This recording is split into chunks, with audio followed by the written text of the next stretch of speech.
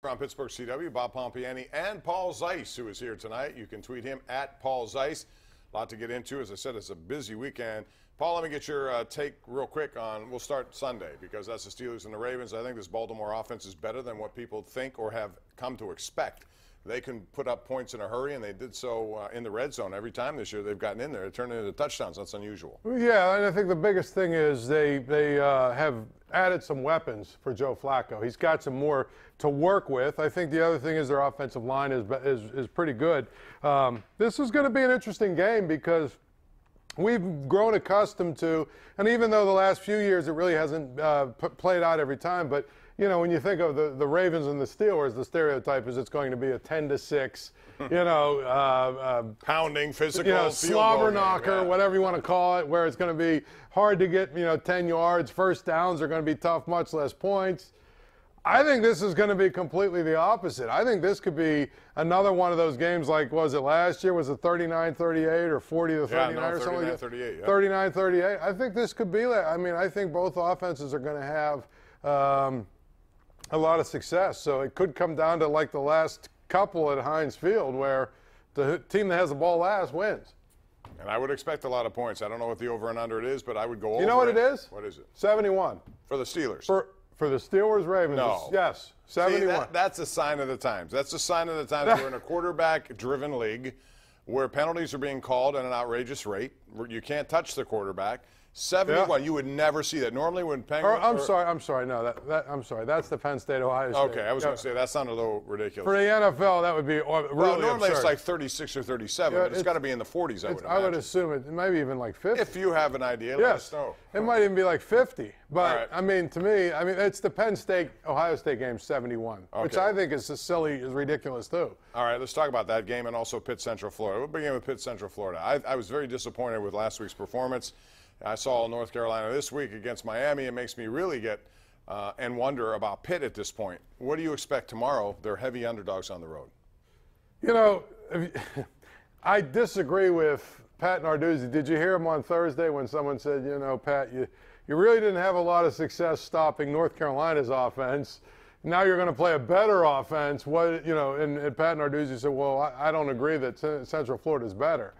Well, I think Central Florida is better offensively than North Carolina. So, it's the same thing, isn't it, Bob?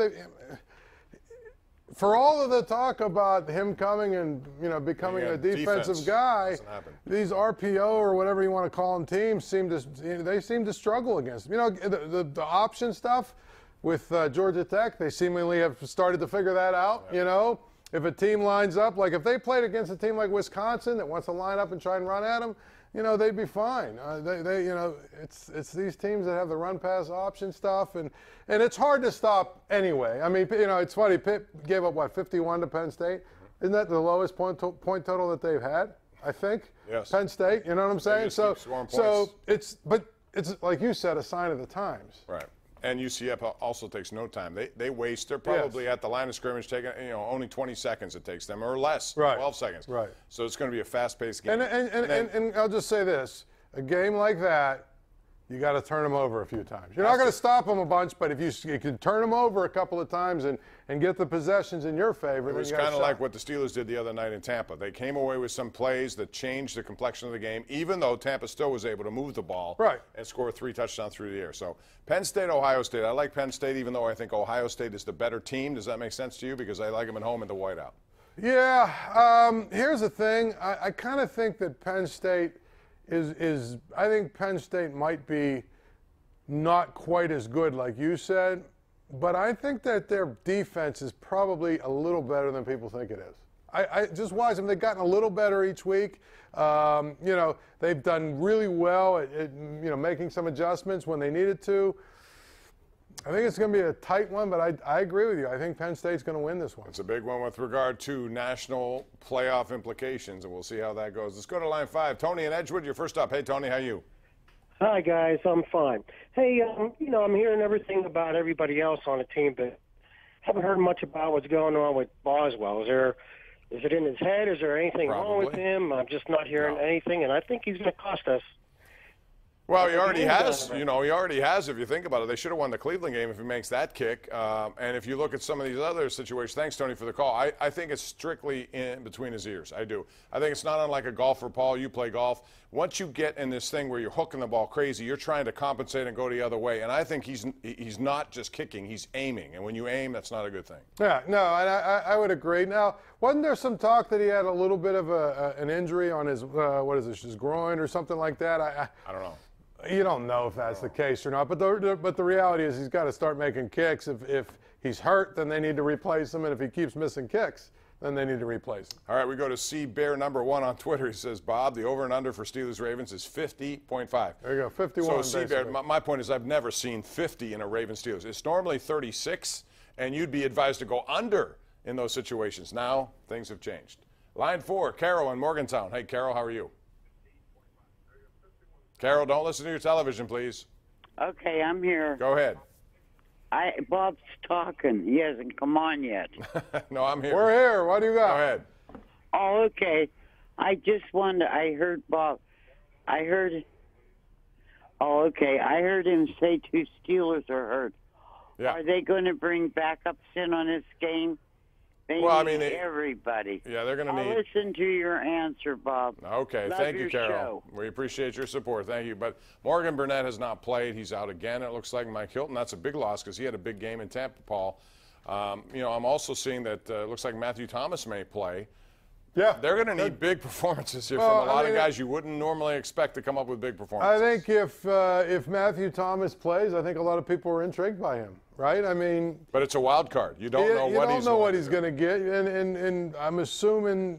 I mean, what are they getting from Jonathan Bostic? They're getting some plays here and there, but I don't know that they're getting so much production that you can't take a shot at Matthew Thomas, who by all accounts has been pretty productive. And he was productive, and he certainly was in a situation where he made things happen to earn a spot on the 53-man roster. He was undrafted. A lot of people had some doubts on him, but he proved those people wrong, made his spot. Now we have an opportunity. One other thing before I go back to the Lions, and that would be the Ryder Cup. You're interested in that, I know. And yeah. I stayed up late. I always do anyway, so I was watching the beginning, and the Americans look good in the morning. They built up a 3-1 lead. I've never seen a team roll right through the afternoon 4-ball session, foursomes, with 4 straight wins. That's what the European team did. There seemed to be a better chemistry with those guys. It's for whatever 5-3, reason. right? 5-3. I'll tell you the one thing that I didn't agree with then, I still don't agree with, and I think it's going to be one of the main reasons they lose. I don't understand what Phil Mickelson has done to deserve to be on the Ryder Cup. He should be an assistant captain. He should not be on the team. No. He's not. I mean, he's not. He's been. Look, he's had a great career, but he's not had a good season, really. And it's clear he's diminished. His skills have diminished. There's other younger, better guys that they could have picked. Namely, Xander Schauffele, who's had a hell of a year for someone on the web.com tournament. He nearly won a couple of majors, and he's playing better. Right, but that's what I'm saying. Phil Mickelson did not have a good season. I thought, boy, why are you putting him on just for a legacy thing? I mean, just name, who knows? I mean, yeah. Marilyn Munho, you're up. What's up, Marilyn? How are you? Hi, I'm fine. Nice. Thank you for taking my call. Sure. I want you to ask you about what you think of the development of Terrell Edmonds. What about Terrell Edmonds? What do you think about the development? Well, I mean, I thought he played well the other day. He came up with an interception, but I don't know how much I expect from a rookie in that position. Paul, to me, it's hard to expect him to be a difference maker right off the bat back there. We've seen him make some good plays. Yeah. And every week, if he shows up a little bit more each week, maybe he's the type of guy, maybe in the second half of the season, becomes a little bit of an impact player. I mean, what do you think of Sean Davis so far? To me, you look at Sean Davis, you look at Artie Burns. Yeah, they should be more developed than they are. I've said this, Bob, when Terrell Edmonds starts, there's 7 guys who are first or second round picks on that defense. And if they don't get any better, whoever's doing the picking or whoever's doing the developing, one of the two has got to be really, you got to start to scrutinize what they're doing because they've invested a lot into that side of the ball. They have. And by now, year 3, you would expect progress. Let's go to Waylon in Washington. Waylon, welcome to the Sports Call. How are you? Hi, Bob. Hi, Paul. Hi. Hey, hi. Hey, listen, I want to hold you guys up. I just like to hear Paul's opinion on the Big Ten against the SEC. I know it's inappropriate, but he goes off. It's very appropriate. A lot of people talk about those two conferences, so that's fine. Good, right. Yeah. Paul, what do you think? Big. I think that the SEC is deeper this year, and I think that obviously with Alabama at the top, you could probably say that it's just as good at the top. The problem the Big Ten has, you've got Penn State and Ohio State, right? Wisconsin is probably the next best Michigan's team. going to creep up on you. Wisconsin, Michigan, you know what? Wisconsin and Michigan both lost non-conference games. I know, but I think Michigan is going to be a team that by the end of the year gets a lot better and becomes So let's say those are your four. Right. I mean, Nebraska is terrible. No, they are terrible. Maryland's terrible. Rutgers is terrible. Indiana's terrible. Purdue's terrible. I mean, there are literally like 7 really bad teams in that conference. So it's top-heavy. I think Penn State, Ohio State, Michigan, you want to tell me Wisconsin, although they lost to BYU, okay, but there's not much more in that league, and that's a problem. We're going to take a break. 412-575-2600 is the number to call. Get on board. We'll talk to you next right here live, Pittsburgh CW.